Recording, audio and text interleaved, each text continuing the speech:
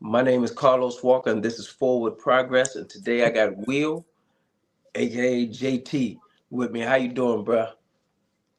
Man, I'm doing great, man. My week done started off rocky, but other than that, I'm doing great. Okay. If you will, I'm assuming you like JT better, or would you rather go by Will?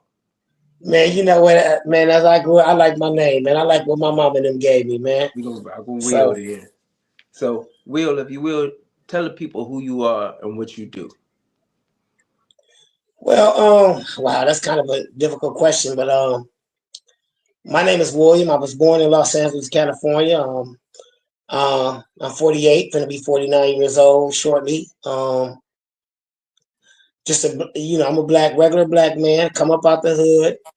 A lot of bumps in the road, a lot of wins, but a lot of bumps. And right now, I'm just trying to rediscover myself, and I'm actually liking who I'm becoming. But it's difficult at times. It's real rough, But I'm loving the journey. All right, I like that. I like that. So, Yeah. here at Forward Progress, what we do, we go. Well, matter of fact, let me start this. You did a little time in prison, right? Yes. How long did you do? Well, it started off when I was about 13 years old. I was a nuisance. I was new to gang banging. I got an older brother that's about 3 years older than me. And I started feeling myself. I following behind him, and I had an altercation in the household with my mother. With my brother actually.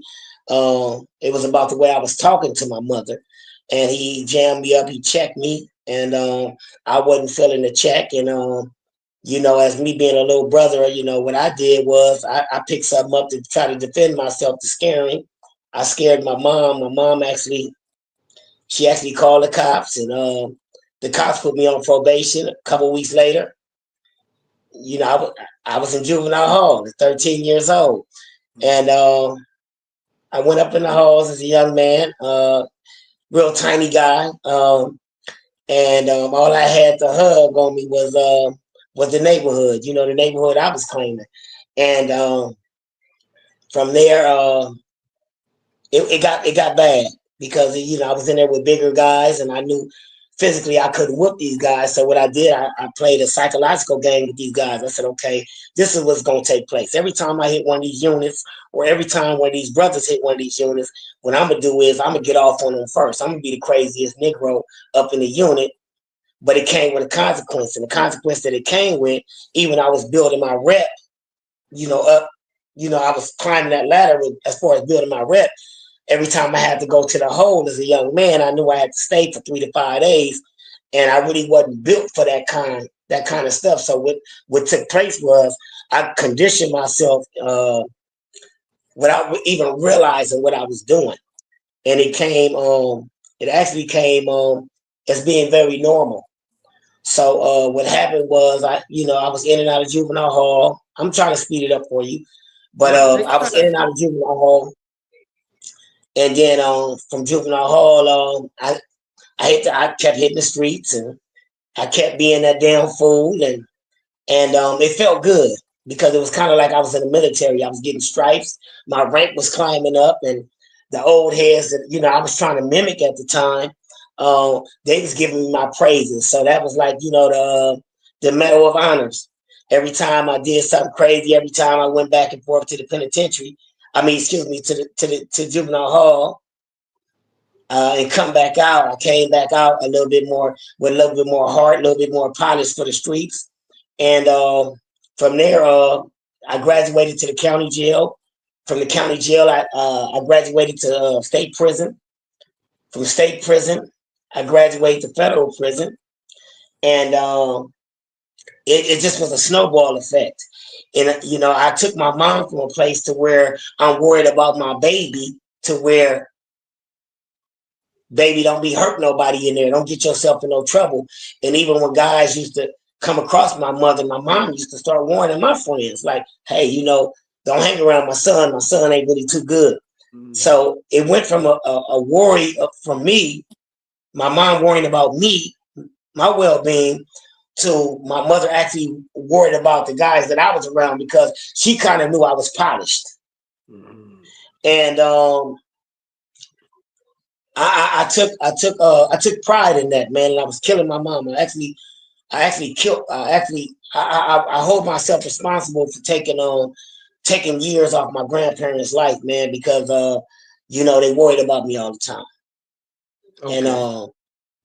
they didn't feel, they didn't understand what I was going through. I didn't understand what I was going through.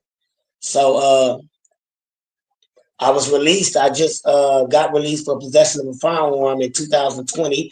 So I've been home about 4 years, 4 years and some change actually. And just the longest I've ever been out in my life, man. Okay. So technically, you've done, what would you say, probably roughly about 18 years altogether 18, collective? 18 and a half, 19 years. And Okay. I'm 48 years old. So if you take 18 off of 48, then you know what it is. You kind of know what it is. So, um, you get out the house when you typically the average person get out their mama house when they're about 18 years old. So don't even count the child part of it. You know what I'm saying? So a lot of my life has been gone. And that's where it is with incarceration, as far Okay. as the story about that. So this is what I want to do. Before you went to prison, you gave me bits and pieces of it. How you got in trouble, started getting in trouble at the age of 13. Before prison, before you even start getting in trouble, who were you? Tell me a little bit about your childhood. Well, my mom's Panamanian, so I'm half Panamanian. My mom's from Panama. My mom came out here. She was 9. She didn't know no English. She learned Spanish. She met my father in high school. They courted. They got together, got married, had us. My father went to the military. He was a real estate broker, contractor, had his pilot's license. He did his term in Vietnam, came home, got into the real estate, and he was a contractor, licensed contractor, but he was still suffering from Agent Orange. My dad got shot when he was in the Marine Corps in the head, but uh, the fragment had pierced his helmet and lodged it to his brain, so they had him on life support in a coma for 18 months. So Mm, when he got out that coma, he was never the same. And then, you got to think this was in the 70s, Vietnam War when he came home. Uh, so, his side of the family, was a lot of jive turkeys. When I mean by jive turkeys, a lot of slick players. My mama's side of the family, a lot of our family back home. So like all my cousins, my uncles, a lot of us are still back, back home. So what I did was let me stick to my dad. So my dad and my mom, they got to having these quarrels. It got physical. He got to using cocaine. He got to drinking. He got to doing everything that was hip in the 70s. trying to deal with the So, pain. so he turned into this perfect man. He's the first. He graduated from UCLA with honors. So he the first man in his family that ever did anything with himself. Then went to the Marine Corps. So from there, uh, he just didn't return the same. I was a little young, but I remember the fights and stuff like that, the physical fights. But he was always there with us. They always worked as a team. I had a really good upbringing with my parents, but I did see some things I wasn't supposed to see through my father. But I'm kind of like a man's child. I've always been kind of a man's child. And what I mean by that is kind of like I've always had empathy towards my father. He could never do no wrong. He was never the bad guy to me. But while my mom and my father used to argue, my brother crept off, which is 3 years older than me, like I said earlier, and I wanted to be like my brother. So what I end up doing is I end up engaging just as much as my brother did. And I Mm, end up, in the beginning, I end up being better in the beginning. As far as the hand-on-hand combat, the penitentiary games, the street games. And then as he got older, he's a different force. This Woody guy that they talk about, he ain't got nothing on my brother, man. And it's proven, man. So, and that's how I'm gonna leave it like that. So I destroyed my life, man. It's nothing to really be proud of. I smile from time to time because I know what I went through, and it wasn't all bad. You O- know, I end up every experience I've ever endured. I appreciate it, Okay, I and like I the way appreciate it because it added value to who I am today.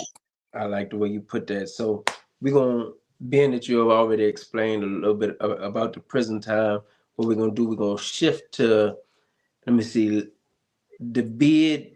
The 10 years was pretty much the longest bid, correct? That was the longest stretch. Yeah, I got caught with 360,000 cash. I got caught with almost 5 keys of cocaine and a half a bird of crack. They gave me 11 years. They gave me 11 years. Like they gave me 135 months. They gave me 11 years of some change. I was 23 years old, 1999, and Okay. I went. Hold that thought right there.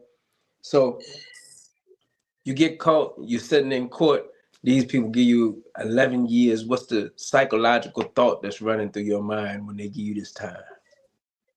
Well, you know what? Actually, you know, because I wasn't, I always believed in plane. Don't mess with plane, trains, and automobiles. So basically, I was a little bitty nigga. You know, I went to jail, man. I was weighing 118 pounds, man.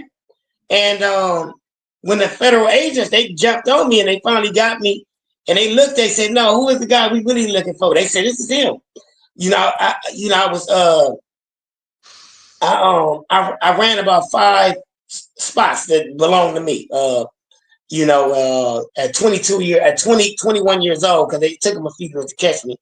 But starting at 21 years old, I ran and utilized about 5 different locations. I had grown men working for me at the time. What I mean by grown men, men in their 30s and their 40s. And when the FBI finally closed in on me, um, they couldn't believe it was me because they know how hard LA is. LA is tough, man. And if you ain't got your head on right and your reputation ain't good to go, they're gonna knock you down. So I never experienced none of that. The biggest thing I probably experienced was my house being my one of my spots being burglarized, man.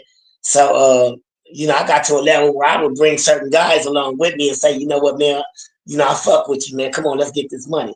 You ain't making no money, man. You hitting the dope too hard over here. Come on over here with me, man. And because I was introduced to my Mexican connection. So, I had like I've always been the people's champ.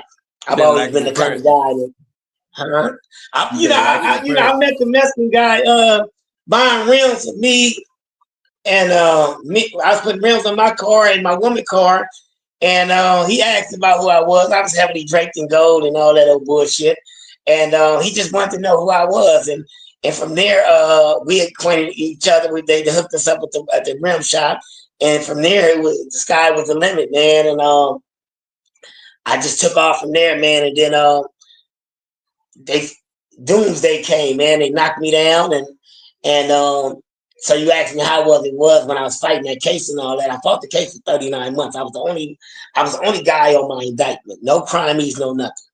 Okay. Uh, I operated solo pretty much, So I fought it for 39 months. I first hit the federal system.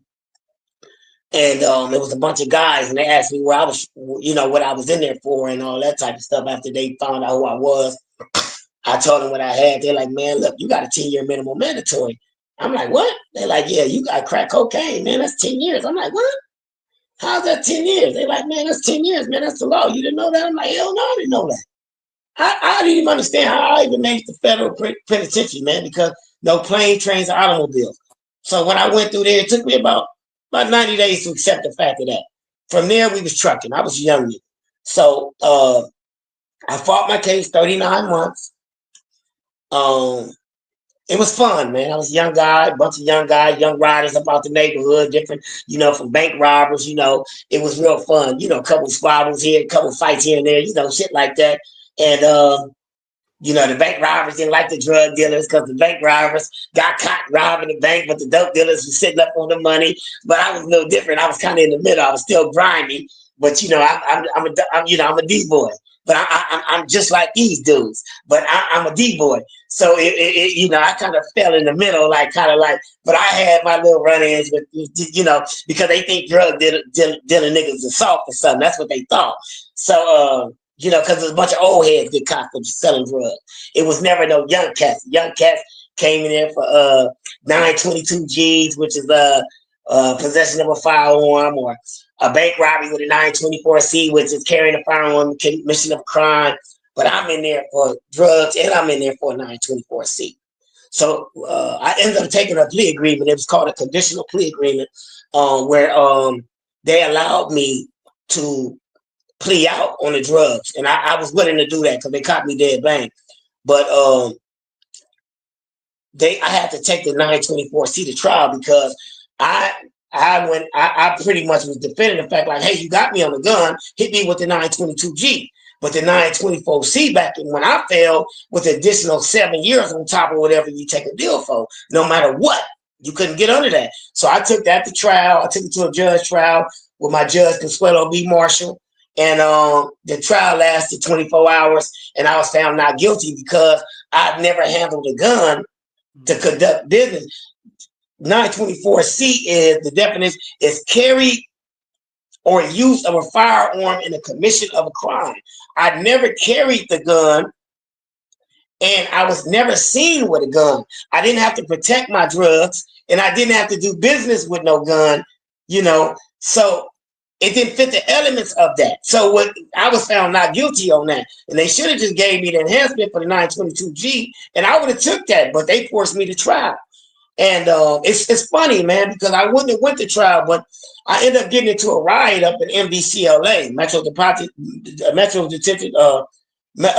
Detention Center, right? From that riot, I got placed in a hole. And when the hole, I was up in there with some real top dogs, man. With the 18th Streets, that's when they had murders and all type of shit. They was like, hey, man, AJT, man, take that shit to trial, man. Fuck all that. And so I was able to think and absorb what I was doing and break down my case a little more. Even though I had a paid attorney, I was able to bring stuff to his attention. Like, that I'm fighting for my life. He ain't fighting for my life. He fighting for me for that money. So I was able to conjure up a scheme on how I was going to approach it. And it worked out for me, man. And I ended up getting 11 years. I went to kiss the judge's feet when she gave me that. Consuelo B. Marshall, man, which is related to Thurgood Marshall. That's So my little girlfriend at the time, she threw up in court. She thought I was crazy, but she didn't know how much time I was actually looking at. So I'm like, okay, I'm a young nigga. I done met my compadres up in there. We up in there wrecking shit. I got the money. I got the energy. They got the energy. They got the heart. Let's get it done.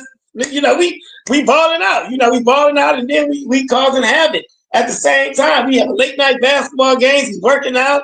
My body is transforming. I'm starting to look like a little something, young guy. And from there, man, I just went from MDC to Sheridan, Oregon. Met a lot of good bosses up there. I met some of the greats up out of LA and MDC, though. I met some of the greats through the whole federal system, through damn near every state, man. So it also introduced me into other guys that was like, hold on, because us LA dudes, we got a tendency to think that California is the hardest niggas, but it's not. It don't work like that. When you're around these guys, you see they more vicious than you was, and they stand on. They just don't do that red blue shit. They own some other shit with their. They own some gangster shit for real, for real. So I was able to be introduced to that and see, like, hold on, these dudes just like us. They just from somewhere else. So it ain't where you from, it's how you come. That was the saying we used to say in the federal penitentiary. So I went from there. I went to Sheridan, Oregon. I did 39 months at MDC, Los Angeles. I went to Sheridan for about 5 years. So it actually took me about 8 years to walk all the way down to a low. I finally got to a low. I didn't like it, but I liked it because I was able to maneuver and and be manipulative and all that old square shit. But I didn't really like it because it was too loose. Okay. So it was more easier to get fucked off because you don't know what who's standing for. See, where I came from, you knew what everybody stood on. So it was kind of like stay in your square. See, when you on them lows and all that type of shit, you don't know who you with, how long they been down, and what it took for them to walk their time down, and how treacherous these dudes is because they don't wear it on their face. Everybody happy, everybody smiling, everybody eating popcorn and going on visits and all this old square shit. We closer to home, so at the end of the day, it was a real learning curve for me, man. I've always been smart, man, but I've always been analytical, man. I was always able to analyze things, man, and see. But my problem always was application. I would know everything, but I wouldn't know how to apply it to myself. Like when we used to be in the groups, when I hit that RDAP program, which is the residential drug abuse program, and what that does, that take about 18 months off your sentence if you're lucky. It took 14 months off mine because I got in there late because the waiting list was long. But I was able to give the best feedback. I was able to give the best advice. I was able to listen to a brother or, whether he's black, Mexican, white, in these groups, and I was able to show them what to do to make it. And one day, my RDAP instructor, named Carlos Best, he pulled me in. He said, "Mr. Jones, let me talk to you for a minute. Meet me in my office." I went to his office. He said, "You know what, man? You're one of the brightest guys in my group. And I appreciate that. I don't know where the group would be without you." And I said, "Thanks, man. I appreciate that." He said, "But let me tell you something about that. You're going to be the first one back." I said, "Why would you?" I got offended.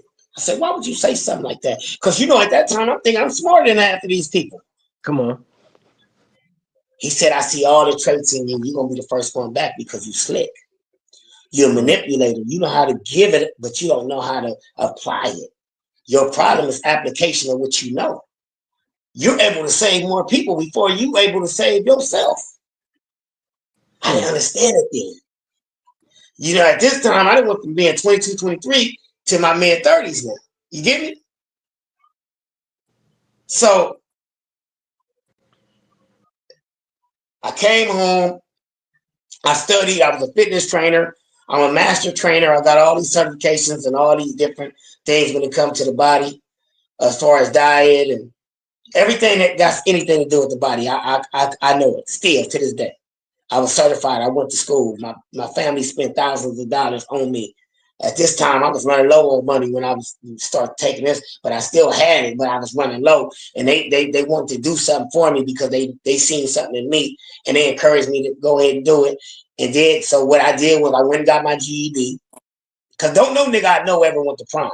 None of my partners, none of us went to prom. Ain't none of us put no suit on, jumped in no limo. Mama ain't bought us no car. Daddy ain't bought us no car. We got it out the mud from a young age. You 13, 14, drive.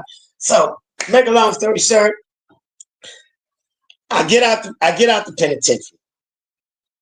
No kids, no nothing. I get me a job at the gym, man. I went up to the gym from the halfway house, man. LA Fitness, man. I don't know if y'all got it out there, but LA Fitness. And I end up being one of the head trainers up in LA Fitness, man. And do you know, from the day I got the job to the day I went back to penitentiary, it was about 5 months, man. I stayed home 5 months, man, and went back. I went back for a firearm, hanging out with these niggas. They wasn't even my gun, man. And I was just over there visiting some old friends and the police raid and looking for a guy that just whooped on this girl. And I took the deal. I took the deal so fast. One of my homies, he was scared to go to jail. The nigga told me I'm institutionalized. I told the nigga he was soft. And my homie's Giggles from my neighborhood. He was about, the nigga was about 210. I'm at this time in the, I'm probably about 140. So I had to put a spectacle on and show him the size didn't mean nothing. I had to show everybody in this goddamn holding tank that with the size don't mean nothing. But we got over that hump. But from there, man, I came home, man. I came home to my cousin, and we got to it, man. We got to it, and it's been just been back and forth since then, man. I ball out, man. I lose it all. Come back home, get it again, lose it all, this and that. You feel what I'm saying? So it just didn't feel right to me, man. It didn't feel right to me because my life wasn't making sense, and now I'm slowing down. And when I'm slowing down, I'm like, damn, when you're young, you start to believe that you ain't never gonna die when you're young, and then now I'm I'm going through the same shit that I'm seeing these older guys go through. I'm like, damn, they talk about my blood pressure was high, my LDLs, my HDLs was out of whack. I used to get the labs ran on me, all that. Like, hold on, what's going on? Because I was in my feelings. Like, no, not me. Because I was always lean. I was always, I was always cut up. I was always in the top 5, top 7 in every yard I hit in my weight class, but I had one of the most beautiful bodies on every yard. I was in the group of them. So by them telling me that, I'm like, oh no, I'm getting old. So I started feeling like I'm getting old. And I think I became a millionaire when I was 40 years old, man. And I'm not a millionaire no more, but I became one. Me and a few of my fellas, man. Real talk. A lot of people be capping, but and I'm gonna send you a few pictures and shit like that. But I'm gonna send you, a couple of little things that maybe you want to put them together. I don't know, who cares, but because I don't glorify that like that. So basically, I just got tired, man. If you on social media enough, where Denzel Washington, he says, just because you running and play, just because you're running on, like, you're not going nowhere, like, So I'm like, damn, I'm running hard as a motherfucker. I'm looking good as a motherfucker, but I ain't really going nowhere. Ain't no real emotion to it. So it's like God kind of like overcame me with something like, nigga, you smarter than this. Like, nigga, you ain't gonna have too many more chances. Like, look. So I fell back, and I'm like, damn. So this last case that I just had was for a firearm. I got a firearm because I'm still a little bitty nigga. No matter how big I might get, I'm still a little nigga, and it don't matter when you got that big old blower. I got I got over $100,000 worth of jewelry on easily. I'm running around with these big old wheels on this new thing, and I got a gun. The police end up thinking I'm like some type of rapper, nigga, and pulled me over. I had my traffic attorney, I had an attorney fighting on my ticket for me. I was that lazy, and he ended up missing one of my court dates. They gave me probable cause to look in my car. Man, they found the gun. I went up in there, laid down. Man, I'm looking around. I'm like, damn. Now, see, this is the shocker right here. This is another thing that hurts me, man. When you go from the police and inmates calling you youngster to now they calling you OG, that hurt the hell out of me, man. Cause I'm like, what you mean OG? What you mean, That ain't the OG, I had a hard time grasping that. I'm like, damn, I done really got old in this motherfucker. Back and forth in this motherfucker, I ain't got nothing. So then that's when the shit started coming over me. And then I was running through that money so goddamn bad. I'm like, God damn. I'm like, and we was reaching, me and my niggas, we was reaching, me and my cousins, and we reaching, man. We trying to figure it out, but we lack financial. We didn't have no financial education whatsoever, man. So it was kind of like, we all grew up together. And we get all this goddamn money together, and it's like, we ain't got nothing to do with it. Everybody coming at us, they begging like a motherfucker. Now you the bad nigga, you the punk, you the snitch, I extorted this nigga for that, and you extorted this nigga for that. All the lies, but they come in my car crying. They crying all the time. I used to pay them niggas to get out of my face sometimes. I'll take this little 200 million. Man, go ahead, man. They tell me about their bills. They tell me about their mortgages. They tell me about the babies. They ain't got no milk, ain't got no diapers. And I'm a good nigga. I ain't never been no bad dude, man. So Uh, so while I was in there this last time, it hurt me, man. You know, it hurt me to my heart, man.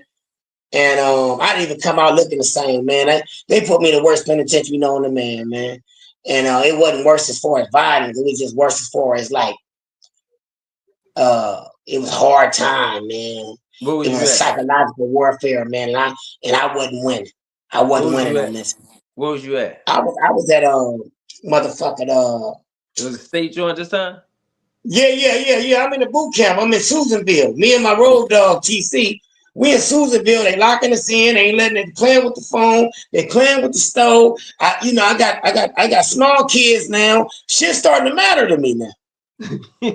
I can't talk to my family. I ain't never had no motherfucking kids. So I ain't had nobody. Fuck it. The bitch will wait till whenever we get the phone. You know what I mean? So now the kids, I got my little daughter. You know, I got, which is my youngest. The So time was now I'm hard. like, goddamn. Huh?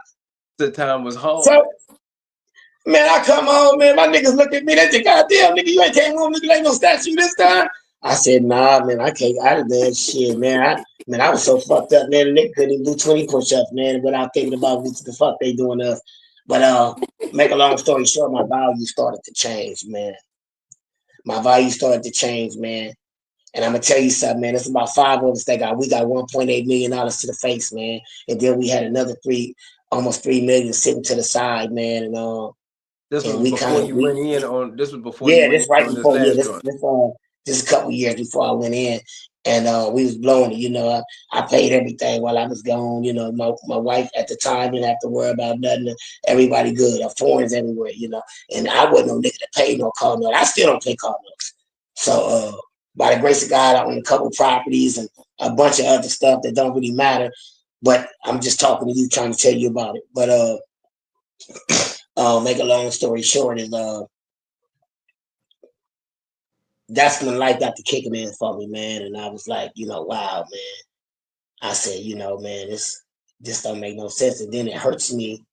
It used to really hurt me to see people that had less than us do better than us. And better than us don't mean how you got more money than us. You got more promise than us. Your future is more promising. That's why when they say somebody can hate on you and have less than and have more than you, please believe that, brother. Because I used to, not necessarily I was hating on them, but I used to check them out. Like, damn, how they able to do this? It make you feel a certain type of way as a person. Like, how they able to do? I'm the smartest nigga in the world. How they doing this? They started they business out with 30 grand. You know, me and my niggas, we go to the strip joint. Not me, but they did, and throw 30. Because I used to think about every nigga in the penitentiary. I couldn't throw 30. I throw 5 though. But anyway, make a long story short,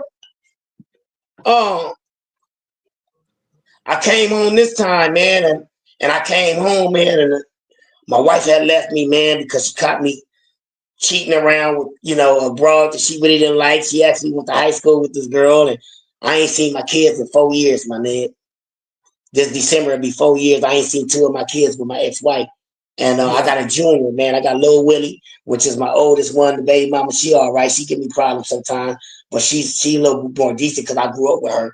But then you got the younger, my wife, which is younger, my ex-wife, and she going crazy. I gotta pay to see my kids, so I said, fuck all that, you know, because I don't have it all the time. You know, I got project, I got shuttle buses, I got all type of shit around this motherfucker. She taking me to child support, of course, she doing this, she doing that. You know what I'm saying? So it's like it's fucked up. Let me back you up So a I little was on bit. the verge of depression when I came home. When I came home, that girl was gone, man.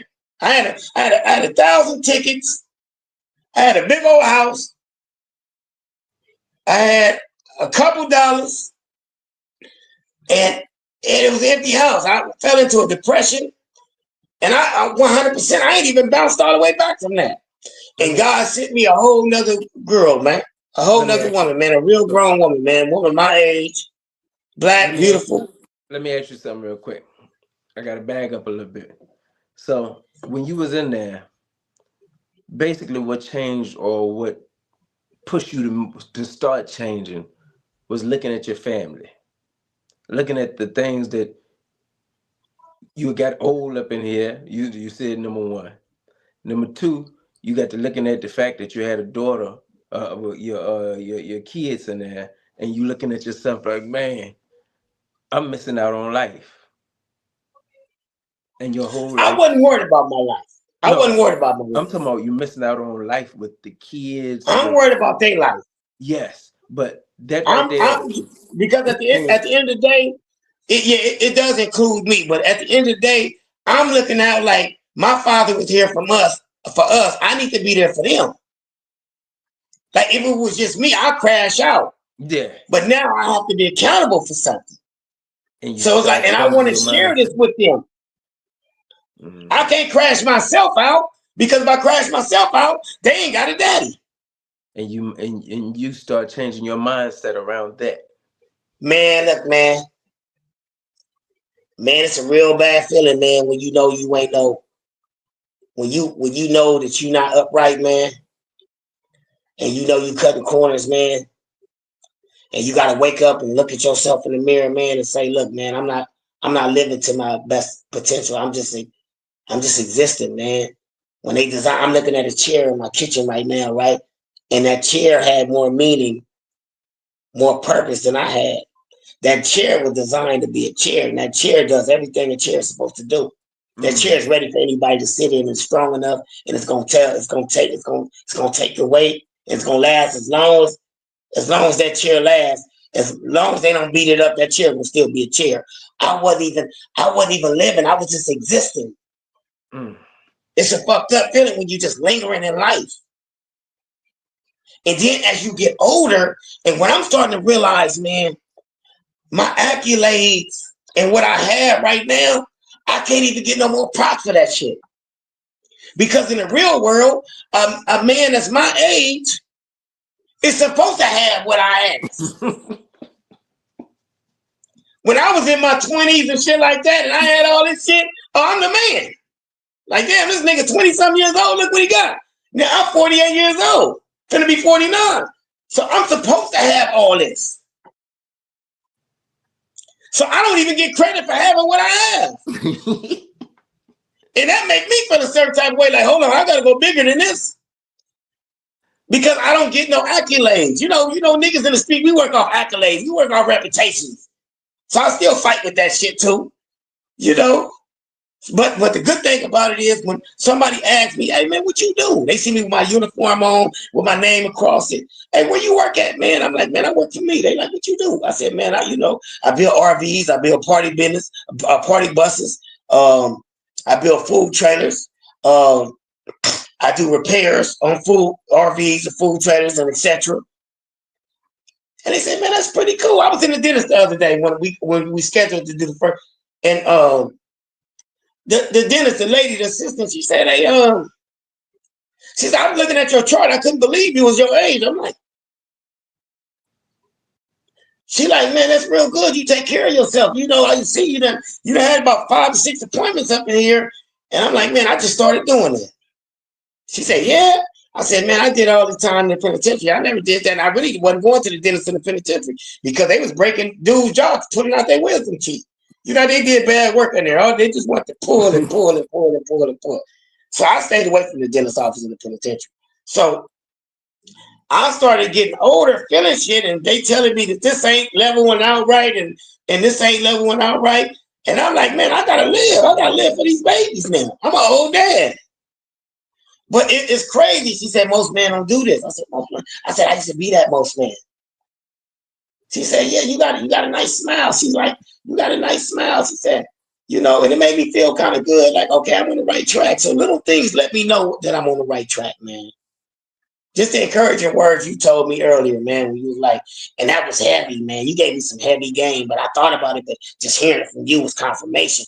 When I was like, man, you know, my mechanic, man, and you were like, man, everything ain't meant to happen when it happened. And I thought about that.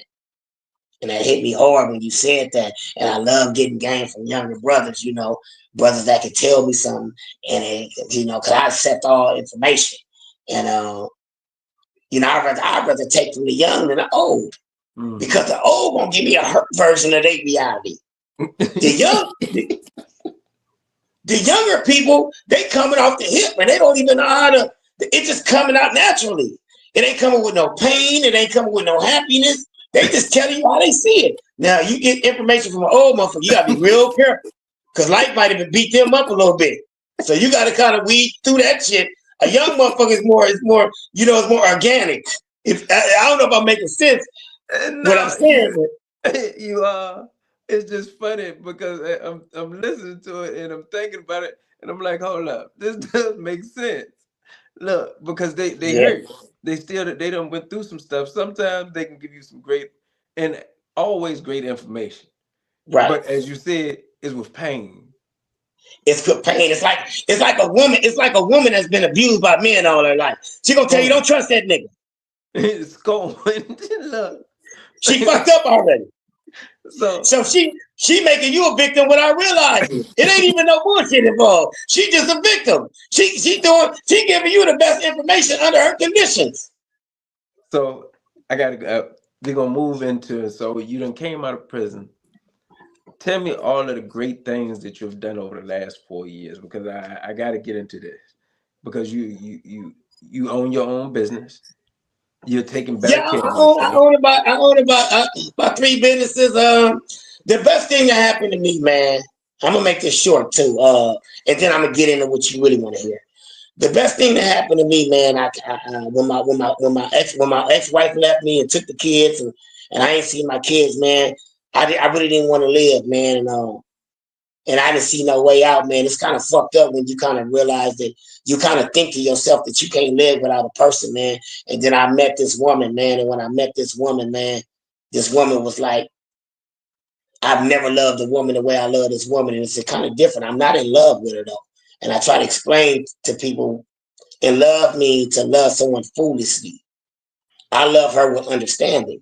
So she came into my life, man, and she was kind of like, the doctor's telling me I had 6 months to live. And she came in my hospital room and she would get me out the bed and working me and get me strong. And now I've been alive for 5 years when they told me I was gonna die in 6 months. So the love that she came, she brought me back. She brought you back. God brought her into your life to I've bring been you with this back. woman 3 years, bro. No bullshit. I can take you outside just on a couple things. My nigga, I've been with this woman 3 years.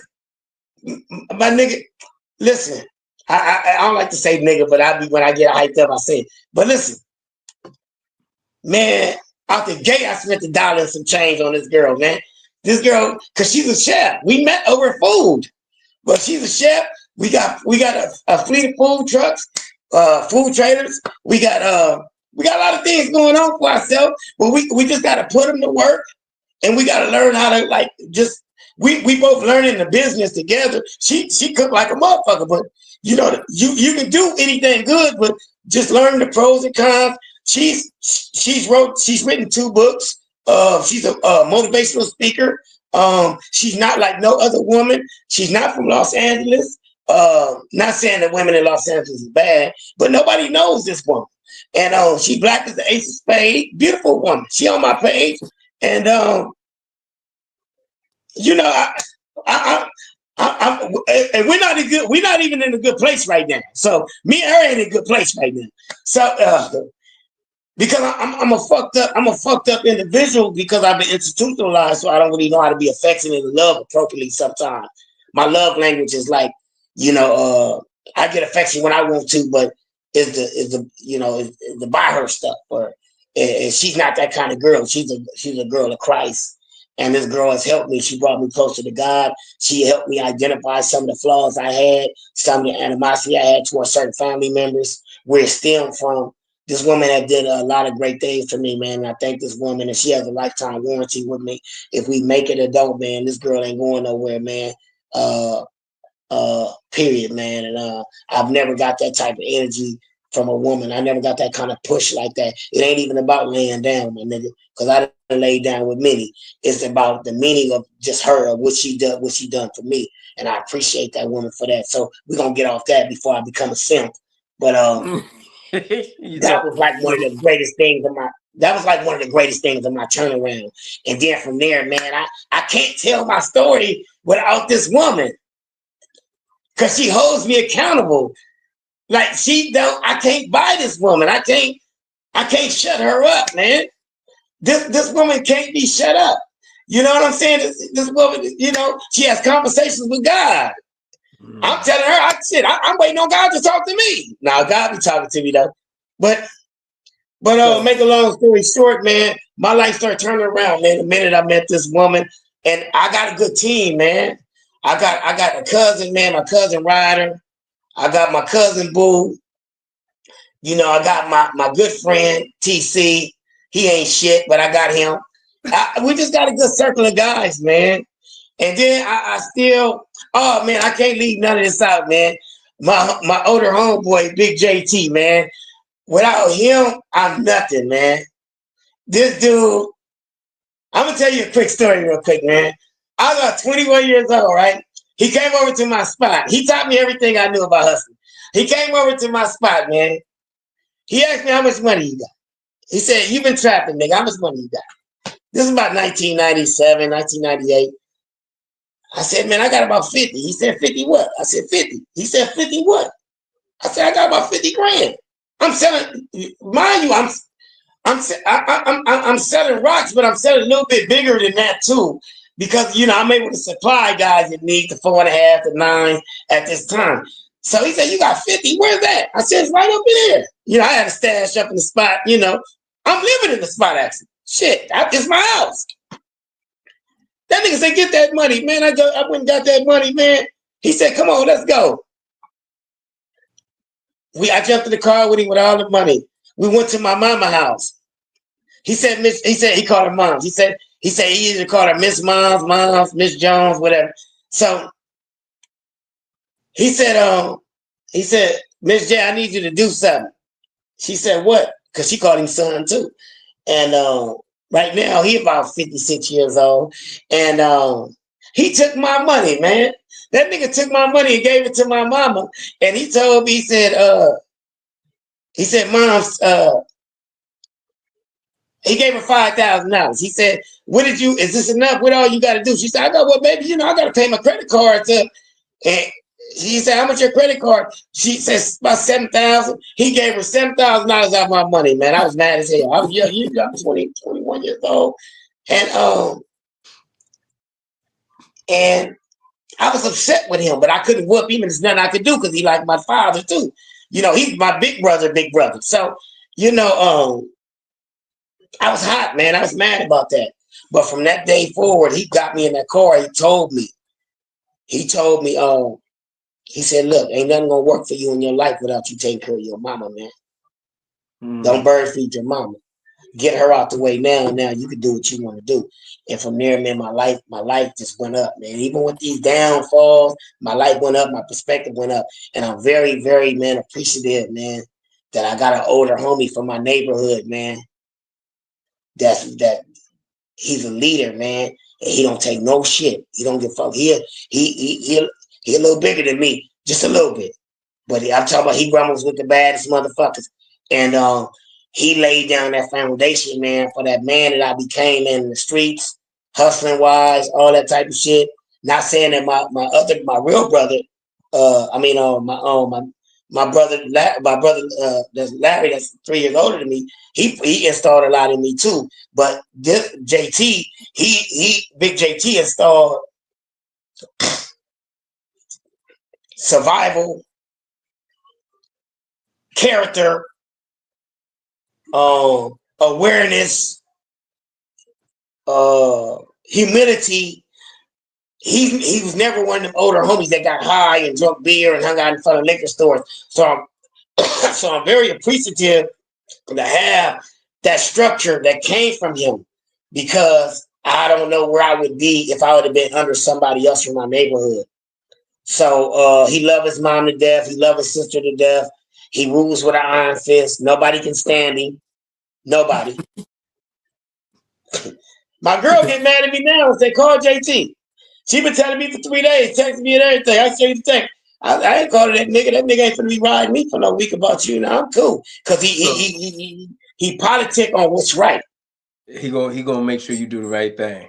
Man, Look, yeah, so he's a motherfucker. But I wouldn't be who I am without him, man. I need you to look right now. Share with me all the great things that you have accomplished since you've been home. Damn. the business, because I've met some great people, man. no, the things I, that you have done. I need the things you have done, not the great people. The things that God has it's hard allowed for me you to to say do. what I've done because I've No, had it take a village, right? yeah, no, we Okay. understand that part, but what have you accomplished since you've been home? Because I need people to Man, the understand. biggest thing I like, man, I ain't even gonna lie. You know my Rolex chain. You know I got a few of them, but you know my Rolex, not chain, my Rolex watch and my gold chain. You know how that make you feel when you got diamonds all in your shit, and you know that ain't nothing to me no more. You know what? You know what make me feel good right now, man? Talk to me.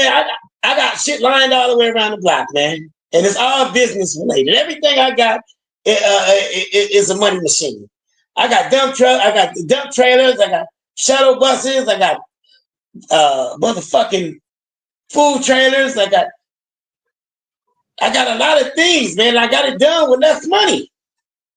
You So just and then one of the best things that I think when people ask me what I do for a living, I'm able to tell them instead of lie. I'm able to tell these people what I really do. You know, nigga lie. You know, niggas be. You know, nigga ask you what you do. I mean, I'm in the music industry, man. I'm in the. yeah, You know, because I'm in the. I'm a they was selling bodyguard. drugs and during that time, but with you, you're saying that with less money and with less things, you was able to accomplish business Yeah, things. You was right. able to take and change your life over the last 4 years, where you're no longer in the game. You're in the game. You're in the game of Yeah, man. life. I used to, man. Hey, man. You know, one of the biggest cancers, man, we got in the streets, man. Um, and I'm speaking from the heart now, man. And one of the biggest things that one of the most rottenest things that man is that we care about what the streets feel about us, man. And it used to bother me when they said bad things about me, man. And to the point to where I want to, like, I don't like using that new word, but it is what it is, crash out on these dudes because I know they really ain't like that. And I know what I'm built like, and I know who my circle is, and I know they don't really stand a chance. They don't know no better, and they know what a nigga done did for a living, so they don't know no better. But at the end of the day, once you flush that out, one of the biggest accomplishments, man, is not caring who cares Mm. or what they think. You got to care. Because me and you can get into it right now from 10 people. And me and you, we'll go the extra distance because the 10 people watching. Because of them. And not But but realizing that but but you if it's it's me about and you. you, we can tussle a little bit and go back and be breathing hard and say, man, we really ain't supposed to be doing this, man. One of us can say, man, we ain't supposed to be doing it. Nigga, I love you, nigga.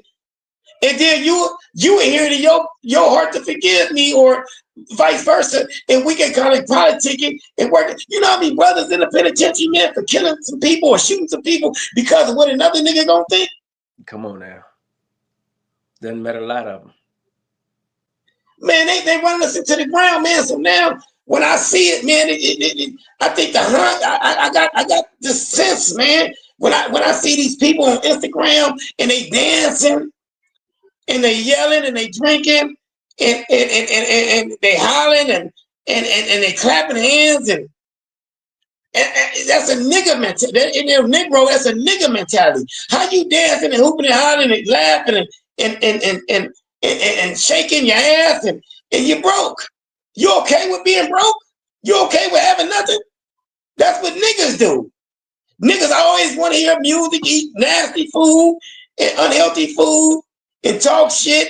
They gonna laugh together, they gonna hug each other, cry, then they gonna fight, then they gonna go back to laughing and hugging. That's what niggas do. That's what ignorant people do. It's okay to enjoy your life, have fun, and all that type of stuff.